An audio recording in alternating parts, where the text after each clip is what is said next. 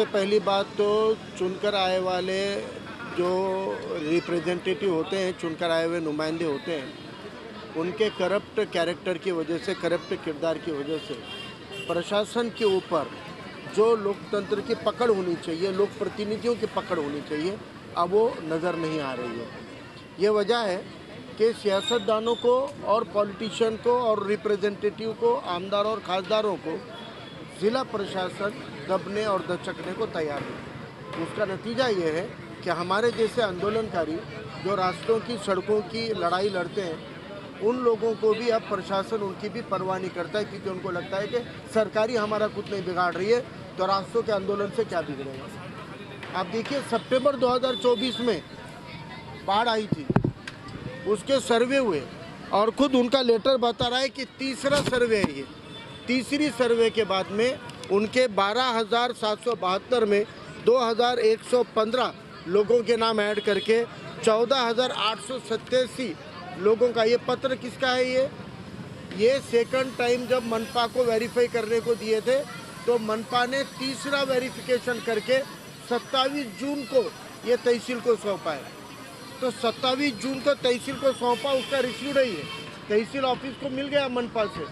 27 जून को रिसीव होने के बावजूद वो पैसे एक क्लिक के ऊपर, क्योंकि उनके पास अकाउंट नंबर फीड वाले हैं, अकाउंट नंबर की फीडिंग हो गई वाली है, एक क्लिक कर देंगे अगर वो, तो पैसे निकलना चालू होंगे, पैसे गिरना चालू होंगे। लेकिन क्या वजह है कि 27 जून को तीसरी यादी, तीसरी बार वेरिफिकेशन पड़ताल होने के बाद वो पैसे अकाउंट में क्यों नहीं आ रहे?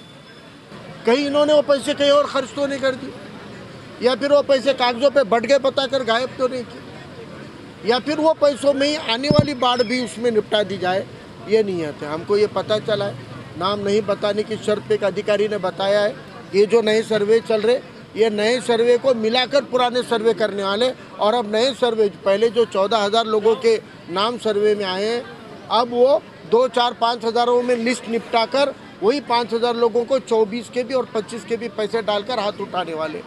तो फिर जो 14,000 लोगों की यादी तीसरी बार वेरिफिकेशन हो गई, उन लोगों के पैसे कहाँ गए? आप खाली अभी के सर्वे के हिसाब से जो लोग आएंगे उनको और पहले वालों को डबल देंगे, तो ये बाकी के लोगों को कौन देगा? हमको इसमें प्रशासन के नियत पे शक है। प्रशासन 14,000 लोगों को 4,000 में सिमटना चाह रही है। इसीलिए हम लगातार, हमने 1 महीने में 3 निवेदन दिए। हम 2400 तो कई निवेदन दे चुके हैं, लेकिन ये अगस्त से हमने 3 निवेदन दे दिए। हमको हर बार वादा किया गया कि हमको 8 दिन दो, हमको 8 दिन दो, लेकिन अब तक लोगों के अकाउंट में पैसे मिलना चालू नहीं हुए। इसलिए मजबूरन हमको उपोषण के लिए, भूख हड़ताल के लिए बैठना पड़ा है।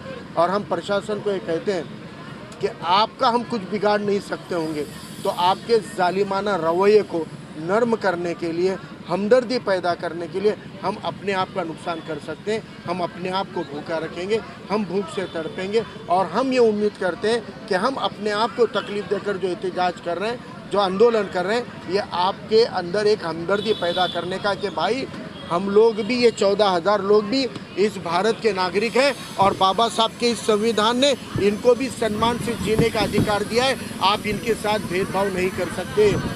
सरकार को मालूम है कि लाडली बहन योजना के अंदर कई बोगस अर्जियां हैं।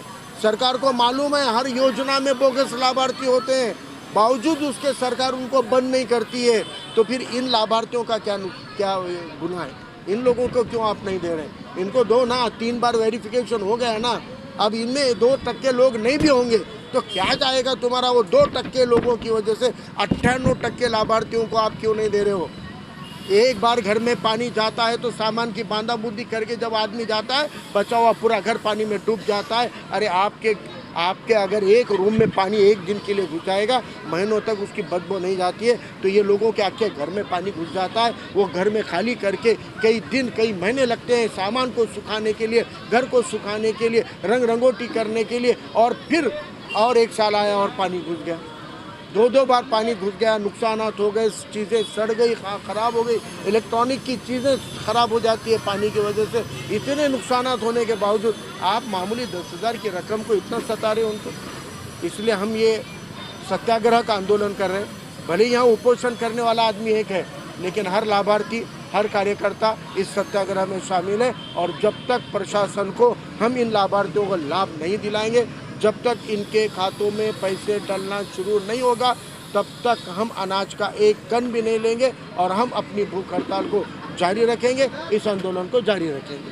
सर, देगलूर नागर रोड का मसला हो या सैलाब मुतासरीन का मसला हो, बार बार निवेदन देना पड़ा क्योंकि प्रशासन इस पर दखल नहीं ले रहा, क्या कहना चाहते हैं? देखो, मैंने कहा ना, प्रशासन को ईमानदार लोक प्रतिनिधियों का वचक होता है, लेकिन जो लोक प्रतिनिधि छोटे छोटे फायदे के लिए, छोटी छोटी फाइलों के लिए रिश्वतखोरी करके बोगस फाइल बनाते होंगे, उस बोगस फाइल किए वाले गुनहगार को कोई भी अधिकारी तो छोड़ो, चपरासी भी नहीं डरेगा।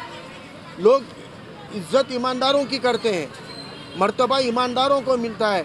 और ये जो बेईमानी आ गई है सियासत के अंदर और चुन के आए वाले लोग प्रतिनिधियों के अंदर, जो अपने मफाद के लिए ये लोग मैनेज हो जाते हैं, ये लोग रिश्वतखोरी करते हैं, इससे प्रशासन पे वचक नहीं रहेगा।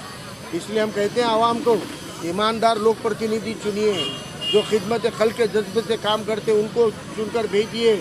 जो 500 बांटते हैं उनको चंद लोग वोट के लिए पैसे लेते हैं, चंद लोग जो होते हैं मैनेज होते हैं, चंद लोग गुनहगार होते हैं, लेकिन सज़ा खंडी भर को मिलती है। इसलिए उन चंद लोगों को भी हमको रोकना पड़ेगा और एक साफ़ सुथरी सियासत अगर होगी तो प्रशासन को झक मार कर वो सीधा चलाने का दमखम ईमानदार लोग कर सकते हैं। चिखलीकर का बयान कलेक्टर साहब से बात करने के बाद है कि एक ही घर में नीचे एक लाभार्थी है, ऊपर एक लाभार्थी है। मुझे ये पूछना है कि 600 गज के 600 स्क्वायर फीट के प्लॉट को आप ज़मीन के ऊपर 300-300 के 2 घरकुल देते हो, ऊपर 2 घरकुल देते हो। 600 स्क्वायर फुट के प्लॉट में 4 घरकुल है, क्यों है? क्योंकि परिवार अलग है, बाप बेटा और बहू को अलग अलग रूम दे देते हैं, वैसे घर अलग, चूल्हा अलग, कुटुंब अलग हो जाता है, चूल्हा अलग, खानदान अलग होता है। अगर आपके पास घरकुल के अंदर एक इमारत में 4 घरकुल हो सकते हैं तो फिर एक घर में 4 लाभार्थी क्यों नहीं हो सकते? 4 लाभार्थी क्यों नहीं हो सकते? चिखलीकर एक पार्टी से आमदार बनते हैं, उनकी बेटी किसी और पार्टी से जिला परिषद की मेंबर रहती है, उनका बेटा तीसरे पार्टी में रहता है, उनकी बहन चौथे पार्टी में होती है, उनका जीजा 5वें पार्टी में होता है, तो फिर इनको एक ही मानना है क्या? वहाँ पे तो बोलते हैं कि मैं, मेरा व्यक्तिमत्व अलग है और मैं मेरे पार्टी का हूँ, वो उनके पार्टी के। सेपरेशन ऑफ एंटिटी वहाँ आती है, सेपरेशन ऑफ इंडिविजुअल एंटिटी तुम्हारे लिए लागू होती है, लेकिन एक प्लॉट पे 4 घरकुल है तो 4 परिवार नहीं हो सकते। आपके घर में तो 5-5 पार्टियां पलती है, एक ही परिवार में एक ही खानदान के 5 लोग 5 पार्टियों में काम करते हैं, तो हम आपको एक मानेंगे क्या? अगर आप एक नहीं हो, आप 5 अलग अलग लोग 5 पार्टियों में रह सकते हो, तो एक प्लॉट के अंदर 4 घरकुल है तो 4 परिवार वहाँ रहते हैं। अगर नीचे के घरों में पानी भर गया तो ऊपर वाला हवा में रहेगा क्या? उसको भी तो घर खाली करना पड़ेगा, उसके भी तो घर का नुकसान होगा, उसका भी तो घर का फाउंडेशन कमज़ोर होकर बह जा सकता है, टूट सकता है, तो उसको भी तो वैकेट किया जाता है, उसको भी तो हटाया जाता है। तो फिर आप उसको लाभ नहीं दोगे, उसको लाभार्थी नहीं मानोगे। कलेक्टर IAS हैं और IAS UPSC से बनते हैं। सिंपल लॉजिक कलेक्टर ने अप्लाई करना चाहिए कि BSUP के जो निकष है वो कुटुंब का निकष है और BSUP का घर अलग है तो फिर लाभार्थी भी अलग है, बाढ़ग्रस्त भी अलग है, पूरग्रस्त भी अलग है। उसको इतना सिंपल लॉजिक अगर वो अप्लाई नहीं करते, वो आमदार और वो IAS दोनों भी धन्य है।